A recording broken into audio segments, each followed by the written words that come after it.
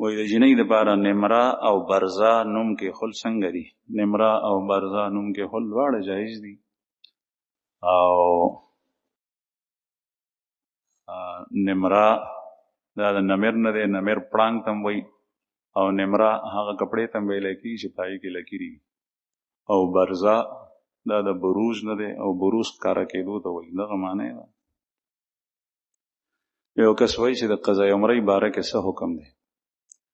قضای عمرې دا نشته دی، نه قرآن پاک کې شته، نه د رسول الله صلی الله علیه وسلم په احادیثو کې شته، نه د صحابو په زمانه کې شته، نه د تابعینو په زمانه کې شته، خیر القرون کې.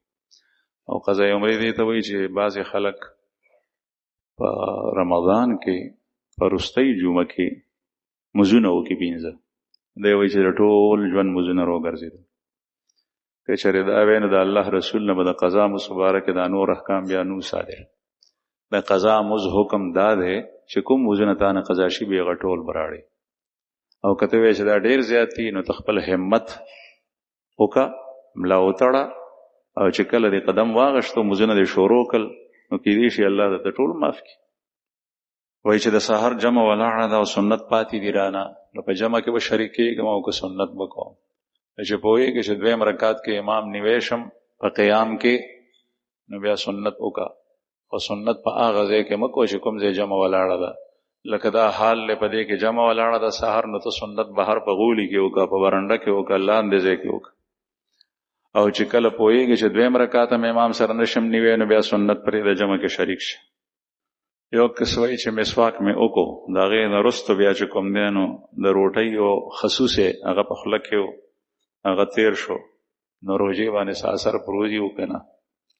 نو که چېرې هغه شی د چڼې د دانې نه کم وي او هغه تیر شو په خوله کې و، غاښ کې نښتی و، نو په روژه څه اثر نه په روزي. بهتره دا ده چې هغه راوباسي. یو کس وایي چې دلته دارالایمان کې د اعتکاف ترتیب شته او که نه؟ نو دلته هغسې ترتیب نشته لکه څنګه چې کربوغه کې دی. ټول ملګري دلته نزي کربوغې ته، او څه کال د هغې ترتیب دا دی چې کوم یو ورور تلل غواړي نو هغه ټوکن واخلي دلته، ځکه چې هلته کسان ډېر زیات ځي، بیا د هغې سنبالول کله کله ګران شي، او بیا چې کوم معتکفین مخکې نه تللي دي نو هغې ته ګران شي. نو اوس ترتیب دا جوړ کړی دی چې ټوکن به اخلي هلته به لاړ شي. نو دلته کې هغسې اجتماعي ترتیب نشته چې کوم سړی اعتکاف ته کېناستل غواړي نو یو خو خپل جومات کې کېناستی شي، لیکن هلته اعتکاف کې نور ډېرې فایدې دي. اعتکاف هم کېږي، هغې سره سره چې کوم دی نو اصلاح او زده کړه هم کېږي. وایي د سحر د مز نه پس مې ټوتپیسټ استعمال کو، د غاښونو کریم. بیا راته پته ولګېده چې زما خو روژه وه نو روژه مې ماته شوه او که نه. که چېرې ټوتپیسټ استعمال سره د هغه کریم تیر شوي نو روژه نه ماتېږي. البته مکروه ده چې څه د خوله کې و هغه د بهر راوتو کړل. او که چېرې ستا روژه هیره وه بلکل چې زما روژه شته او که نشته نو بیا خو نه ماتېږي. یو کس وایي چې زما پیغلې خویندې دي 3، په هغې کې یو معذوره ده، آیا زه سرسایه هغې ته ورکولی شم او که نه؟ نو او خور ته سرسایه ورکولی شي، ورور ته ورکولی شي. وایي یو کس دی هغه مز نه کوي او هغه وایي چې زما نیت صفا دی. مونږ هغه ته وایو چې روژه مز نه کوې نو روژه هم بیا مه نیسه. تر څو چې ستا دا وینا ده چې مز نه کوې روژه هم مه نیسه نو دا تا غلطه وینا کړې ده. دې نه رجوع که توبه وباسه. ځکه چې یو سړی یو ګناه کوي تا ورته دا بل هم کوه، داسې مه کوه.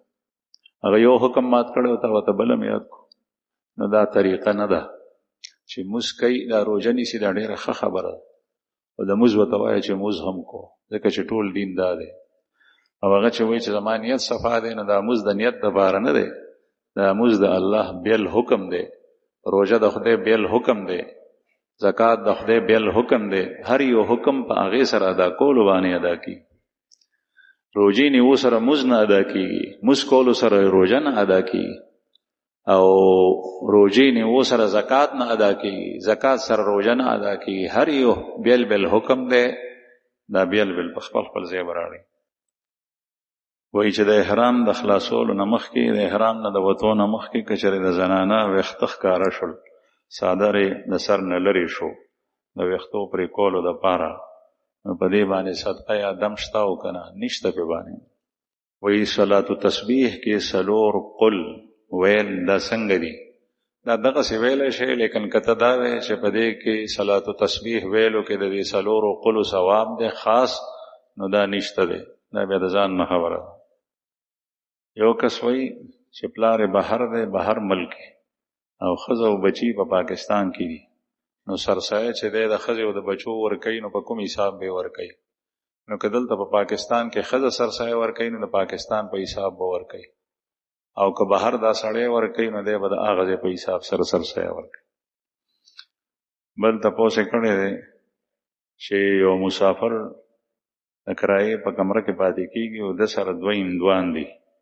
نو آیا دی د هغوی سره خوراک خوړی شي د هندو سره خوراک خوړی شي لیکن هغه سره به د دوستۍ اظهار نه کوي دوست به یې نه جوړی که تا د خوراک سره هغه دوست جوړ کړی نو دا ګناه وایي د اعتکاف دپاره د ماشوم بالغ کېدل دا ضروري دي او که نه نابالغ هم اعتکاف کولی شي نابالغ اعتکاف ته کېناستل نه دي پکار بالغ سړی هغه د اعتکاف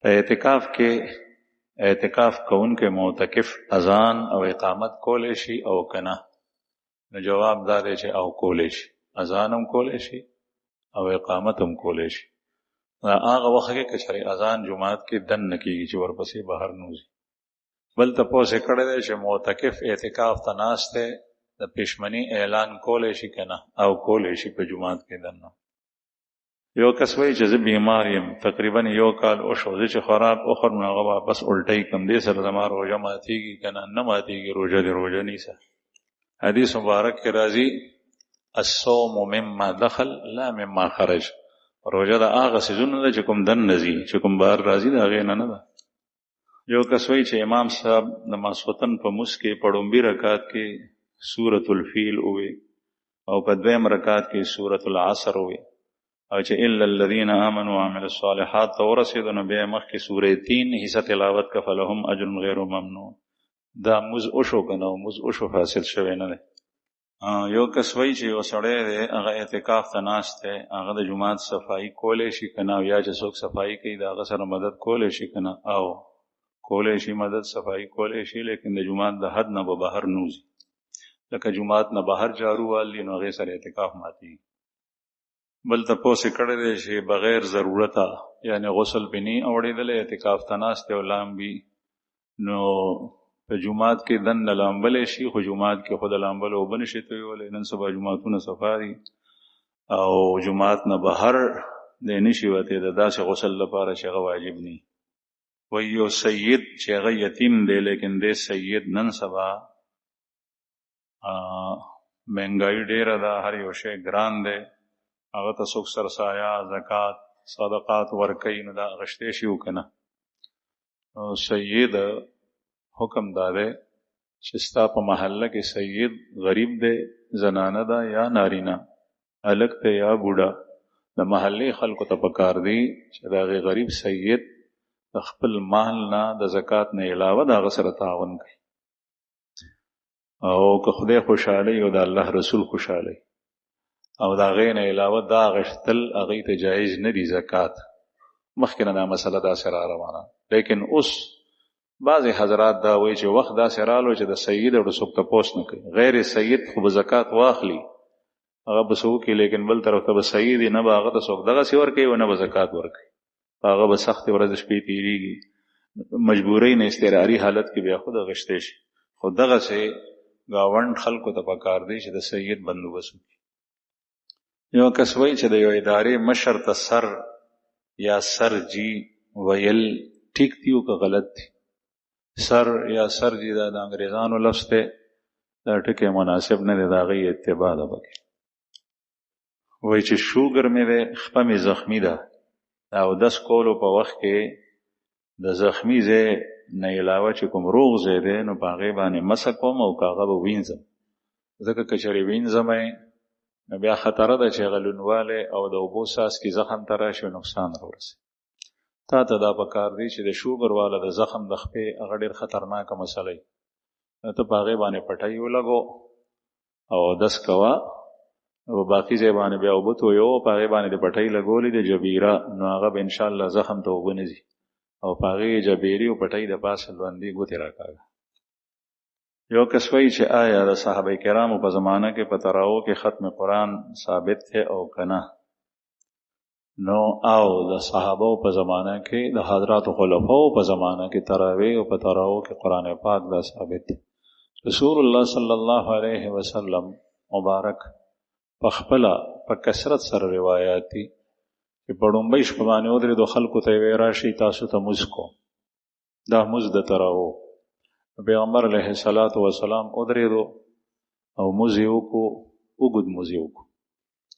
په دویمه شپه باندې رسول الله صلی الله علیه وسلم پرېښو، په درویشتم باندې کړی و، نو په څلېرویشتم شپه باندې راونوتو مبارک، بیا پنځویشتم شپه باندې بیا راووتو، بیا خلکو ته وی چې راشئ تاسو ته مونځ وکړه.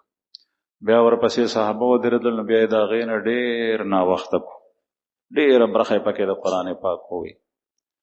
بیا د هغې نه پس چې کوم دی نو په شپږویشتم باندې بیا مبارک راونوتو، بیا په اوویشتم باندې رسول الله صلی الله علیه وسلم راووتو، صحابو ته وی چې راځئ. نو صحابي وی روایت کوونکې چې دومره اوږد مونځ یې راکړو د الله رسول چې مونږ وی پېشمنۍ به څنګه کوو، لږ وخت و سبا راختو کې، په هغه لږ وخت کې مونږ زر زر پېشمنۍ وکړو، هغه مونځ دومره خوند کولو. هغې نه پس چې کوم دی نو وی بیا صحابه ټول ولاړو، یو کس نو پاتې په بله شپه. نو د الله رسول فرمایل چې وی کتل د معتکف نه مبارک سر بهر کو او خلکو ته وی چې ځان ته مونځ کوئ. او دی فرمایل که چېرې ستاسو دغسې شوق الله جل شانه وویني او زه دا مونځ دغسې در کوم، نو تاسو باندې فرض نشي. نو اوس تراویح شته دی خو فرض نه دي، سنت دي او حضرات خلفاو کړي دي او ته قرآن پاک پکې ختم کړي. یو کس وایي چې د زنانو اعتکاف په رمضان کې د صحابیاتو د عمل نه ثابت دی او که نه؟ او پیغمبر علیه الصلاة والسلام چې اعتکاف ته کېناستو نو بیبیان هم ورسره کېناستې، یو بیبي ورسره کېناسته، بیا چې وکتل نو د هغې په لیدو سره نورې بیبیانې هم رالې، په جومات کې کېناستې، کور کې نه. او دا هغه زمانه وه چې کله به زنانو رسول الله صلی الله علیه وسلم سره په جومات کې مونځ کول.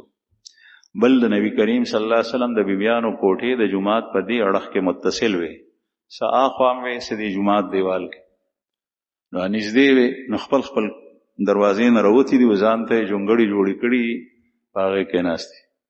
نو چې یو نو پیغمبر علیه السلام څه نو ویلي، خو چې وی کتل چې دا خو ټولې دي، نو د الله رسول وفرمایل خپل معتکف اوچت کو، وی زه نه کوم اعتکاف، چې ګینې تاسو خو ټول راوتي یئ. په هر حال اعتکاف د زنانو د امهات المؤمنینو ثابت دی په مسجد نبوي کې، خو چې کله نه په جومات کې د جمع مونځ د صحابو په دور کې بند شوی دی، پابندي شوه، نو د اعتکاف هم په جومات کې پابندي شوه. اوس به زنانه اعتکاف چرته کوي؟ نو زنانه اعتکاف کولی شي، په کور کې به کوي.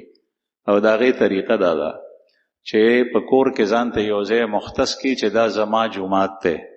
د کور مشر ته پکار دی چې یو سړي وس وي، نو نن سبا مونږه مختلفې کمرې دي، وایي دا بیډ روم دی، دا ډرایینګ روم دی، او دا فلانکی دی، او دا ډینګړی دی، دا مهمانخانه ده، او دا د خوراک ځای دی، تر دې چې د بولو د قضای حاجت غذای دومره سوتره جوړ کړی چې ختمه یې پې کړي.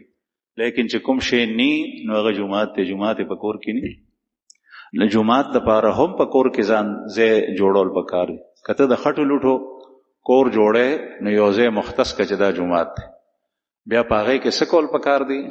په هغې کې یو څو کارونه کو چې کومې زنانه په کور کې مونځ کوي نو هغې د هغې کمرې کې کوي، هغې کمرې کې، ځکه چې دا د هغې جومات دی. چې کومې زنانه تلاوت کوي نو نور ځای کې هم کولی شي، خو هغې کې د کینې خاص کمره ده، نو د بل چا په خوب وغیره باندې به اثر نه راځي. دغسې چې څوک تسبیحات وایي په هغې کې دي کوي. که سړي نه چېرته په جومات کې جمع پاتې شوه، سفر نه راغلی او په جومات کې جمع شوي ده، دی اوس وایي چې د کور افراد ځان سره یو ځای کړم او جمع وکړم، نو بیا دی خپل کور والا، خپلې لوڼه، مور، نیا وغیره وغیره دا د راجمع کې هغې ته د وایي راځئ مونځ کوو، چې چا مونځ نه دی کړی. او بیا دې چې کوم دی نو هغوی ته جمع ورکړي. نو زنانه به سړو سره نه ودرېږي، وروسته به ودرېږي. نو دی د جمع په هغه ځای کې ورکوي چې کوم ځای د جومات دپاره مختص کړی دی. دغسې چې کومه یو زنانه هغه اعتکاف ته کېناستل غواړي نو هغه به هم په همدغه ځای کې کښېني چې کوم ځای د جومات دپاره خاص کړی نو د دې اعتکاف کېږي. وایي چې یو حافظ قرآن دی په تراو کې قرآن اوري، بیا د ختم قرآن په ورځ باندې حافظ دپاره چنده جمع کېږي. نو آیا دا جایز دی او که نه؟ نو چنده جمع کول لا ټیک نه دي. زمونږ حضرات اکابر وایي چې په دې خیال باندې ختم کول چې څومره روپۍ به راکې او جومات ته به وځي نو 9000 به راکې، 12000 به راکې، دومره به راکې، دومره دا ټیک نه ده. د دې نه هغه تراوی چې هغه لنډې وي ښې دي په اجرت باندې نه. لیکن د دې مسالو نه عوام مسلمانان چې کوم دی نو هغوی بیا نور سم اخذ کوي. اوس د ملا صاحب بالکل تپوس نه کوي. ستا په محله کې چې کوم عالم دی، امام دی، هر څه چې دی، دا شی مه کوه، لیکن دا خو کوه د هغه خو د جوړو، د جامو، د هغه د بچو، د هغه د ښځې، د هغه د اولاد چې تا ته ځان وقف کړی دی په دې باندې خو ته پړ یې. د دې دا مطلب نه دی د عبادت عوض یې مه ګرځو. د امامت په بدله کې پیسې اخیستل د ائمه ثلاثه وایي جایز دي. زمونږ امام صاحب وایي چې نه دي جایز، لیکن درې واړه امامان وایي جایز وایي دي. نو صاحبین هم وایي چې جایز دي، ځکه چې نن سبا د ملا صاحب چې څوک تپوس نه کوي نو ملا صاحب به امامت نه کوي. چې امامت نه کوي نو جوماتونه به خوشي او خالي شي، بیا به اوس خلک وړي. بهرحال په تراو باندې اجرت اخیستل هم ټیک نه دي او چنده جمع کول دا مناسب نه دي. دا د قرآن پاک علیاذ بالله ثم علیاذ بالله ناقدري ده. پکار دا چې ته پوهېږې چې د حافظ صاحب ته ضرورت دی نو هغه وخت کې د ځان نه دی یو سړی پټ هغه حافظ سره تعاون د پیسو، د جوړو جامو وغیره وغیره. یو کس تپوس کړی چې یو سړی واده کړی دی، ماشومان هم دي، د مزدورۍ دپاره بهر ملک ته لاړ شي. نو د څومره وخت بهر د ښځې نه بغیر تېرولی شي چې د هغې وخت نه پس دته بیا راتلل ضروري دي. دا د ده په ښځه باندې موقوف ده. که چېرې د ده ښځه دته اجازت ورکوي ډېر وخت هم تېرولی شي. البته حضرت عمر فاروق رضی الله عنه دا په خپل قانون کې ګرځولی و چې کوم سړی د هغه تازه واده شوی دی نو هغه چې جنګ ته به لاړو نو 4 میاشتې پورې هغه ته اجازت دی، 4 میاشتې پس به بیا کور ته راځي. او دا یې داسې ګرځولی و دا قانون چې یو ځل مبارک د شپې گشت کولو. امیر المؤمنین حضرت عمر فاروق رضی الله عنه به د شپې گشت کولو. د شپې گشت کولو یو کوڅه کې تېرېدو، د هغې کوڅې د دیوال دننه له کور نه د یو جینۍ د سندرو اواز راتلو، اشعار عشقیه اشعار. حضرت عمر فاروق رضی الله عنه غوږ کېښود چې دا څه نو د سندرو اواز و. نو ده دا ګمان رالو چې دې کې چېرته چا مجلس ګرم کړی او څوک خوشي خلک دي پکې او زنانه ده پکې او شراب نوشي ده پکې. د جاهلیت زمانه کې به دا کارونه کېدل. په دیوال واوړېدو، دروازه بنده وه چې په دیوال واوړېدو چې ویې کتل نه یو زنانه د کور کې بل څوک نشته او هغه داسې ده چې هغه جنۍ ده تازه واده شوی د ناوي و. حضرت عمر رضی الله عنه سره توره ده، ورته وایي چې دا تا څه وې؟ هغې ورته وایي چې صاحب ما خبرو ته پرېږده چې زه خپل بیان وکړم نو بیا چې څنګه ستا خوښه یې هغه ځای کوو. وایي چې وایه تا ته اجازت دی. ما یو غلطي کړې وه، ما سندرې ویلې او تا څو غلطۍ وکړي. یو غلطي دې دا وکړه چې قرآن کریم کې الله پاک فرمایي وَأْتُوا الْبُيُوتَ مِنْ أَبْوَابِهَا. کور ته چې راننوځي نو په دروازه راځي، نو ته په دروازه رانلې په دیوال راوړېدې. بل دا دی چې زه اجنبي زنانه او ته اجنبي سړی، او حدیث مبارک کې راځي چې چېرته په یو ځای کې یو اجنبي سړی د اجنبي ښځې سره محرمې ني الا کان ثالثهما الشیطان او کما قال علیه السلام. په دې کې دریم کس شیطان وي. نو اوس ته زه یوازې یو، بل څوک نشته دی. دغسې یو بله خبره یې ورته وکړه. نو حضرت عمر رضی الله عنه ووی چې زه معافي غواړم، ما نه غلطي شوې ده. بعضې حضرات دلته لیکي چې حضرت امیر المؤمنین بادشاه و خلیفه و او خلیفه ته په داسې موقع باندې داسې قسم تصرف کول جایز وو د اصلاح معاشرې دپاره. لیکن سره د دې حضرت عمر صاحب داسې کس و چې څومره سخت نو دومره چې چا د قرآن پاک آیت یا حدیث مبارک ورته بیان کړو فوراً به بیا کان وقافا عند کتاب الله تعالی بیا به وی چې ټیک ده ما نه خطا وشو. خو اوس راته ته ووایې چې تا دا سندرې ولې وي هغې به ته وایي چې صاحب زما دومره ورځې وشو واده مې شوی دی او زما خاوند ته استولی دی جهاد ته په لښکر کې تللی دی او د هغه دومره وخته شو د هغه نه بغیر ما باندې وخت نه تېرېږي څوک شته دی نه په کور کې زه یوازې یم. نو په دې اشعارو باندې نور خو مې څه نه دي کړي خو په دې سندرو ویلو باندې مې ځان ته تسلي ورکوله. نو حضرت عمر فاروق رضی الله عنه ورته هیڅ ونه وی واپس راغلو او خپله لور بیبي وه چې هغه ام المؤمنین وه د پیغمبر علیه السلام بیبي وه حضرت حفصه رضی الله عنها هغې ته وایي چې یو زنانه چې داسې وي چې د هغې تازه واده شوي د خاوند نه بغیر هغه څومره صبر کولی شي زیات نه زیات هغې ورته وایي چې 4 میاشتې. نو د هغې نه پسې دا قانون کې ولیکل چې 4 میاشتې چې کوم سړی مثلا زنانه یې کړي وي او ناوي وي ښځه او دی بهر لاړ شي نو 4 میاشتې پس ده ته بیا راتلل پکار دي او بیا چې کوم دی نو دا حاجت پوره کړي نو د هغې نه پس دی بیا ځي.